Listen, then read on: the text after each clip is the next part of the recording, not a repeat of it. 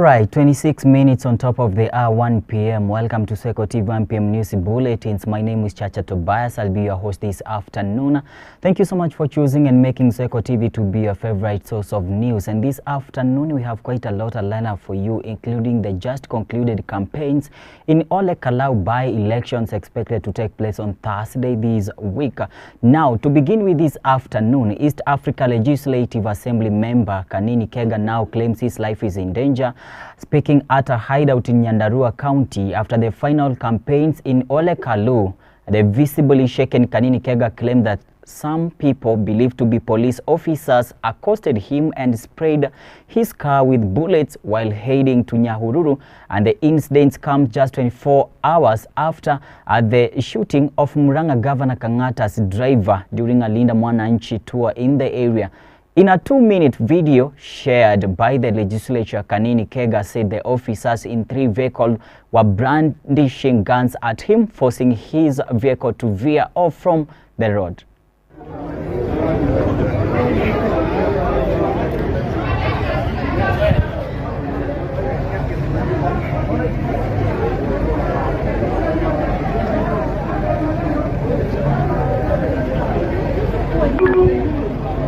Turn left onto Gilgil, Nyahururu Road, A4, then turn left.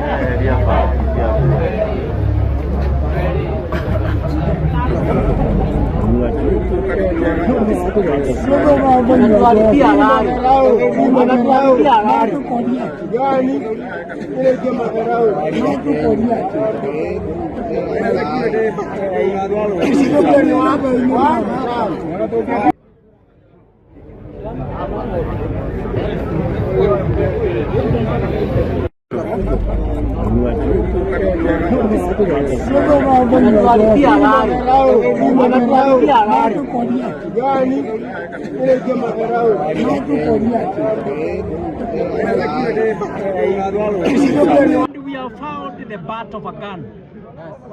They have used the gun and the butt broke and fell here. We have given the butt of the gun to the OCS Kasuku police station, and we also have a bullet, live bullet that was used to target Kanini Kega. You can see I'm under attack. I've been chased by armed police officers. They pointed guns at me. We were only able to escape. You can see I'm being hosted by these children. Ruto, you are not going to kill us unless you kill all of us. But we are not going to relent. You wanted to kill me over 3 vehicles. You have even sprayed my vehicle. I am only alive by grace of God. But we are not going to relent on the fight. I want to tell Kenyans that I'm temporarily safe in this house. And away from that, now Interior National Administration CS Kipchumba Murkomen has maintained that security agencies are doing everything possible to stop the use of guns and political violence in the country. Speaking locally, Turkana County, during the burial of a prisoner officer, Murkomen said 20 suspects had been arrested in connection with the Sunday's incidents in Kisumu and Nyahururu. The CS also announced that he had issued a farm policy directive to the Inspector General of Police to intensify security operation targeting guns and the financiers regardless of their political affiliations or social status. And I have told the Inspector General of Police, regardless of any person's position and stature in society, kila moja mwenye anafanya mabaya lazima apelekewe hatua ya kisheria. Kuna watu wanasema wanasiasa washikwe, tutawashika tu, tukishafikia hawa kwa evidence tutawashika. Lakini mtu ya kwanza ya kushikwa ni mwenye alipatikana na mawe, alipatikana na panga, alipatikana kupika mwenzake. Watu 14 wameshikwa huko Kisumu, watu karibu 10 wameshikwa huko Nyahururu. Na wote wamepelekwa kotini. Sasa huwezi laumu wizara kusema ati wizara haijafanya kitu.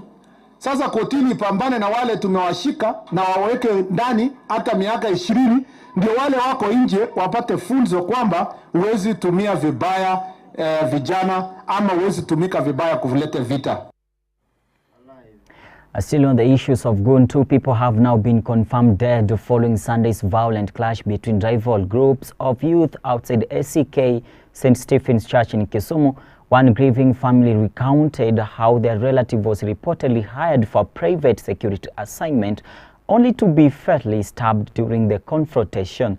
As investigations continue, the Kisumu County Security Committee has revealed it had received warning of a possible attack. Authorities are now urging political leaders to refrain from organizing private security arrangements, warning that such groups often fuel violence and lawlessness. Unaona kama hapo.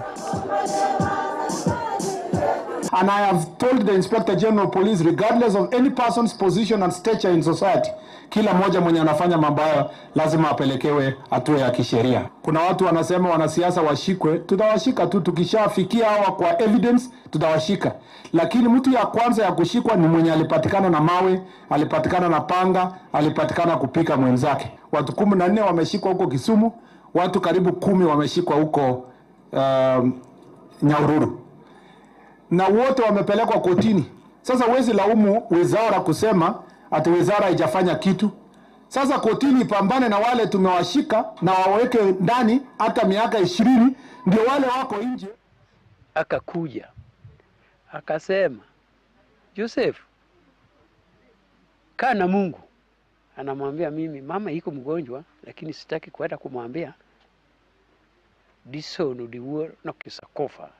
Hii ndio mwanzo, hata siasa haijaanzisha, lakini wamefanya mavurugo zinaenda huku na huku. Tunapata mshiba wao wamebaki huko wakisherekea sherehe zao. Mwenye anaweza toa mchango wake wote atoe tu individual. Hatutaki mambo ya siasa kwa hii matanga.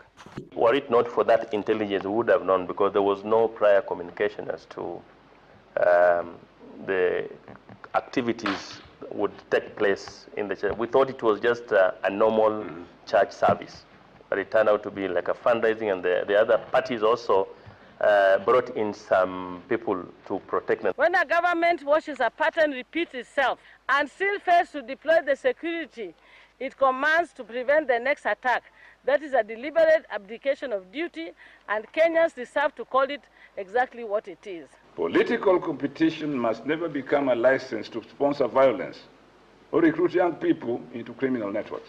Responsibility extends beyond those who wield weapons to those who provide resources, direction, or protection.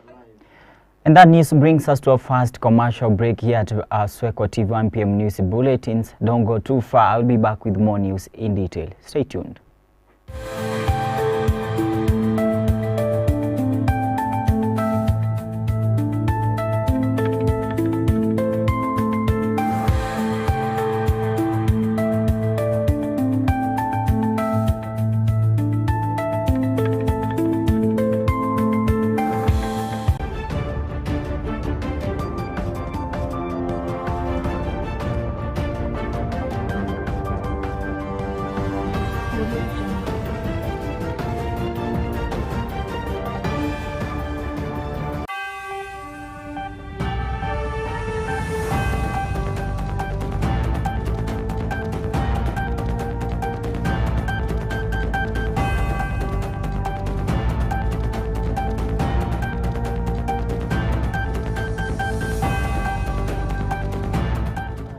And welcome back from that short commercial break. Indeed, that was short. And moving on with our bulletin this afternoon here on Swechotv. High-octane campaigns in Olkalau constituency ended yesterday, with the leading candidates holding mega rallies in Olkalau town to rally support ahead of Thursday's by-elections.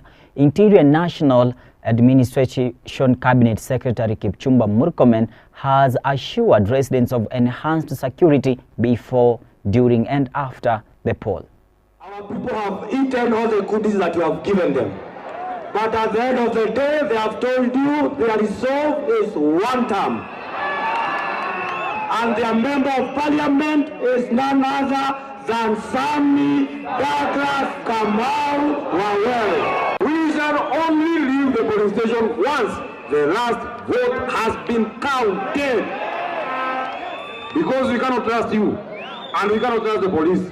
Any police that is not numbered, that is not registered, shall be named a goon.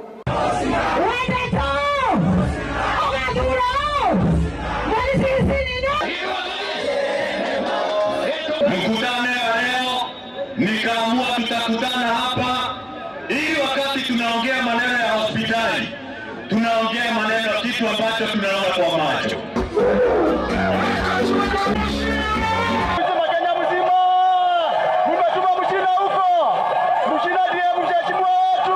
We are hopeful that we have turned what was a very difficult tide back, and the people have heard the message.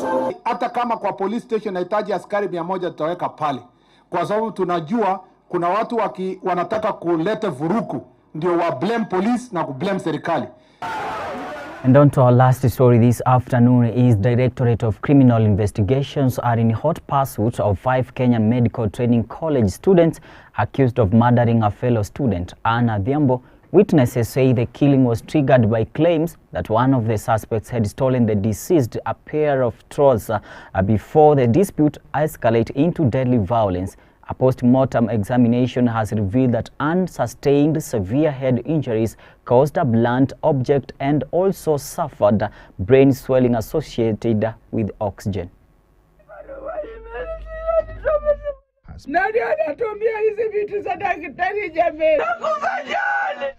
Are you strong? Kamwambia wasema tu.